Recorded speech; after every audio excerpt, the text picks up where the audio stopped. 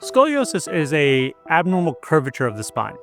The vast majority of what I'm dealing with is adult degenerative scoliosis. These are patients, as they've gotten older, the spine is breaking down, specifically the disc and the joints.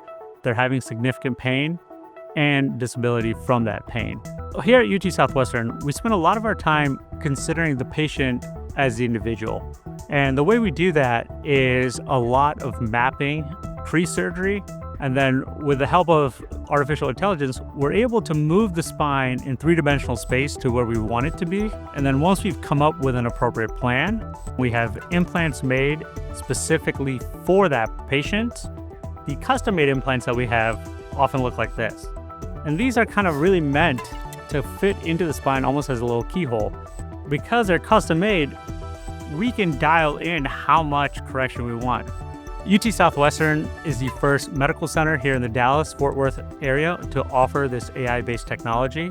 Not only are we looking to be a leader in spine surgery, but we're also looking to push spine surgery forward with research.